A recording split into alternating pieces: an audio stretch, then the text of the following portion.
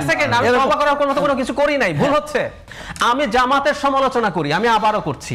জামাতের না, ইসলামী রাজনীতি। একটু বলছেন, না না, একটু ভুল হচ্ছে। শব্দটি কি আপনাদের শব্দটি কি উনি না না না, কারণ এটা আমার কোনো শব্দ নাই। আমি আবারও বলি, আমার বিশ্বাস নিয়ে, ইসলাম নিয়ে কোন রকম কোন নেগেটিভ মন্তব্য নাই। না না, একেবারেই না।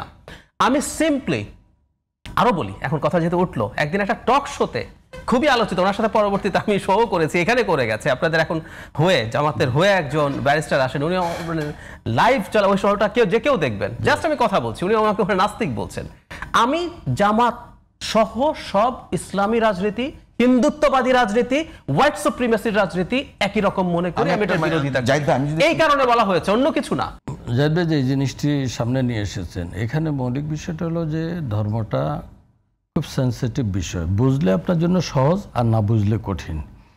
আমাদের দেশে যে ধর্ম নিয়ে যেই ডিভাইডটা হয় বা বিভিন্ন গ্রুপ বিভিন্ন মত প্রকাশ করে, আসলে ধর্মের কিন্তু ফান্ডামেন্টালি এটা হলো পাঁচটা। এই পাঁচটা জিনিসের উপরে ইরান এবং সৌদি আরবের মধ্যে যখন যে কূটনৈতিক সম্পর্ক নষ্ট হয়ে যায় এবং ইরানি হাজিদেরকে যখন সৌদি আরবে ঢুকতে নিষেধ করা হয়, তখন বিশ্ব এই শরিয়া কাউন্সিল একটা ডিক্লারেশন দিচ্ছিল যে আল্লাহ রাসূল সাল্লাল্লাহু আলাইহি ওয়াসাল্লাম বলেছে যে যিনি আমার এই কাবাকে সিজদার জায়গা মনে করেন, যিনি আমার রবকে ইলাহা মনে করেন, যিনি আমি মুহাম্মদকে রাসূল মনে করেন, তার জন্য ইসলামের তরবারি হারাম। এর ভিত্তিতে দেখা গেছে যে সমস্ত বিবাদটা মিটে গেছে। এখন আমাদের মধ্যে পলিসিগত দিক থেকে, পালন দিক থেকে বা ইসলামী শরিয়ার বিভিন্ন খুঁটিনাটির দিক থেকে বা বিভিন্ন ইমামদের যে মতবাদগুলি আছে সেগুলি নিয়ে আমাদের মধ্যে মতবাদ থাকতে পারে, কিন্তু কেউ আমরা কাউকে যদি হারাম বলি, যিনি হারাম বলেন তিনি নিজে ইসলাম বোঝেন না।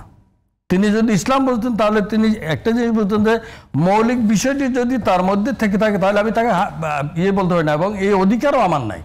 এটা একটা। আরেকটা হলো, আপনি যেখানে আল্লাহ রাসূল সাল্লাল্লাহু আলাইহি ওয়াসাল্লাম সূরা ফুরকানের মধ্যে আল্লাহ রাসূল সাল্লাল্লাহু আলাইহি ওয়াসাল্লাম বলেছে, আল কোরআনে বলেছে, আল্লাহ পাক ঘোষণা করেছে, যেমন জাহিদ ভাই অথবা আমি সারা বছর ইসলামের বিরোধিতা করেছি, আল্লাহর বিরোধিতা করেছি, তারপরে কিন্তু আল্লাহ সুবহানাহু ওয়া তাআলা বলতেছেন যে মান আমাল আমিলান সালেহা, যে ব্যক্তি যে ঈমান আনলো এবং তার উপরে দৃঢ় থেকে আমল করলো, ফায়ুবাদদিলু সাইয়্যাতি হাসানা, তার পূর্বের সমস্ত অপরাধগুলিকে আমি বদল করি, পিউরিফাই করি, তাকে আমি এটাকে তার সওয়াবের খাতায় দিয়ে দেবো।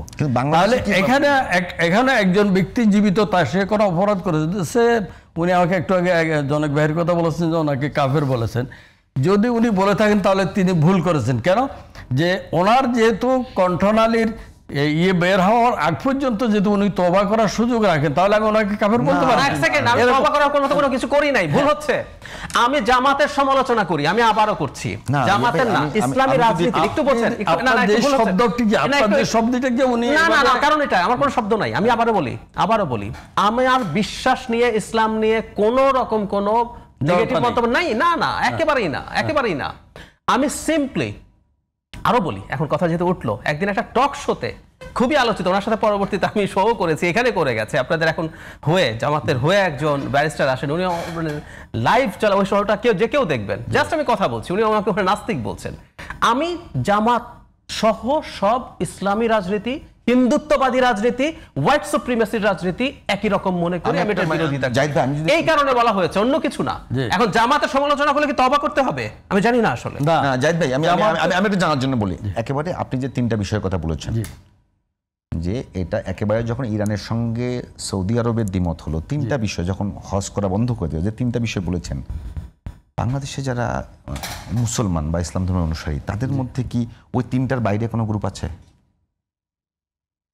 আমার জানা মতো যারা ইতিমধ্যে আল্লাহ এবং তার রাসূলের সমালোচনা করেছে, আমি জানি না তারা জেনে করেছে অথবা এই যে বাউলের বিষয়টা উনি নিয়ে আসছেন, তারা আল্লাহকে আক্রমণ করেছেন, রাসূলকে আক্রমণ করেছেন। এই সম্প্রদায়কে আমি ইসলামের গণ্ডিতে আনতে পারি না। হ্যাঁ, কিন্তু আমার সাথে কোরআন সুন্নাহর এই পালনের ক্ষেত্রে বা কায়দার ক্ষেত্রে যে আমি কোন কৌশলে রাসূলের কোন দিকটা আমি আমল করব, সেই বিষয়টা নিয়ে আমাদের মধ্যে ডিবেট থাকতে পারে, কিন্তু মৌলিক বিষয় নিয়ে আল্লাহ এবং তার রাসূল নিয়ে যে ডিবেট করবে, তাকে ইসলামের গণ্ডিতে আমি আনতে পারি না। সে কমপ্লিটলি সে ইসলামের বাইরে, তার মানে সে কাফের। যদি ওই পালাগানে তো দীর্ঘ বছর ধরে পালাগানের যে আপনি যেটা নিয়ে আসছেন, আমি আবার বলছি আজকে আলোচনা বিষয়টা না, তারপরেও পালাগানের যে প্রকাশভঙ্গি, সেটা নতুন কিছুই নয়, সেটা কিন্তু নতুন কিছুই নয়। তারা দীর্ঘ বছর ধরে তারা এভাবেই গান করে এভাবেই তারা সব সময় তাদের ইয়েগুলো হয়। তারা একটা সময়, যেমন আপনি বারবার বলছেন ওই যে যেটা নিয়ে বিতর্ক এসছে, জি, তার আগে পিছিয়ে যদি দেখা যায় আসলে তারা ওইটা মিন করে না। এটা হঠাৎ করে এমন কি হলো যে এর যারা মানে বছরের পর বছর, আমি আবারও বলি মানে এখন যে ধারায় বিভিন্ন, আমি আবারও বলি মানে জামায়াত ইসলামী, আহলে হাদিস, বিভিন্ন সংগঠন যারা ইসলাম ধর্ম প্রচার করছে বা প্রতিষ্ঠার চেষ্টা করছে, তাদের আগেও কিন্তু এই ধারায়, যে ধারায় সুফি ধারায় ইসলাম প্রচারিত হয়েছে, তো এইরকম হামলা কিংবা এরকম উগ্রপন্থা অবলম্বন করার সুযোগ কি আপনারা আগে পাননি? না, সুযোগ পাওয়া না পাওয়া বিষয়টা এরকম না। বিষয়টা হলো যে ইসলামের কনসেপ্টটা এখন যে পরিমাণ ক্লিয়ার মানুষের কাছে, তখন ক্লিয়ার না থাকার কারণে কোনটা প্রকৃত ইসলাম মানুষের মধ্যে সেটা স্পষ্ট ছিল। আক্রমণ করে, হ্যাঁ, এই জন্য আল্লাহ এবং আল্লাহ রাসূলকে সামনে রাখি গান, লাফালাফি, নাচানাচি, মদ সবই চলছে, কিন্তু আসলে কোনটা ইসলাম মানুষ বুঝতে হবে। এখন কিন্তু ইসলামের যে মৌলিক বিষয়গুলি, ফান্ডামেন্টাল বিষয়গুলি যখন স্কলাররা তুলে ধরছে, তাদের আলোচনা আসছে, আপনি লক্ষ্য করবেন এক সময় যে ইসলামের নামে শুধু পুরানো কিচ্ছা কানে সুরে লহরি দিয়ে শিয়াদেরকে কি মুসলমান মনে করেন আপনারা? আমরা আল্লাহ রাসূলকে যারা লালন করে আমরা অবশ্যই তাদেরকে মুসলমান মনে করি। মানে শিয়াদের একটা গ্রুপ যে মানে আল্লাহ রাসূল না, আল্লাহ রাসূলকে অস্বীকার করে যারা আলীকে প্রাধান্য দেয় তারা কখনো মুসলমান হতে পারে না। তো তাদের ওখানে কি কোনো হামলা হয়? কোথাও হয় না, সেখানে বিরোধ আছে। যারা আল্লাহ রাসূল সাল্লাল্লাহু আলাইহি ওয়াসাল্লামের উপরে হযরত আলী রাদিয়াল্লাহু তাআলা তাকে প্রাধান্য দেয়, এবং হামলাটা আসলে মানে হামলাটা কতখানি ইসলাম সাপোর্ট করে? হামলাকে ইসলাম শান্তিপ্রিয়, হামলাকে সাপোর্ট করবে? ইসলাম তো কোনো সন্ত্রাসী সংগঠন না, এটা তো ইসলাম তো হলো একটা শান্তিপ্রিয় সংগঠন। সেকেন্ড ভাই, আমি একটা জিনিস একটু বলি, যেহেতু আপনি এখানে জামাতের দায়িত্বশীল হলে কথা ছিল, যেমন উদাহরণ দিই, আমি কিন্তু আপনার সাথে একমত। আবুল সরকারকে গ্রেফতার করেছেন, তার যে মন্তব্যগুলো এসছে পালাগানের অ্যানালিসিস আমি যাই না, কিন্তু ভাষাগুলো অত্যন্ত কানে লাগে, কোনো সন্দেহ নাই। কিন্তু পালাগানে এটা কিন্তু একটা নাটকের মতো, উনি আসলে একটা রোল প্লে করেন। পরে কিন্তু শেষ পর্যন্ত, এটা 4 ঘন্টার পালা, শেষ পর্যন্ত তারা কিন্তু এগুলো থেকে সরে আসে না, তারা ওভাবে প্রচারটা করে আসছে দীর্ঘ বছর ধরে। আচ্ছা বাদ দিন, কিন্তু আমি বলছি এই যে বিভিন্ন জায়গায় বাউল মানববন্ধন করবে মুক্তির দাবিতে, বাংলাদেশে কি হয় নাই যে কেউ অ্যারেস্টেড হলে, অভিযোগই তো অ্যারেস্টেড হয়, তার সমর্থকরা মানববন্ধন করে নাই?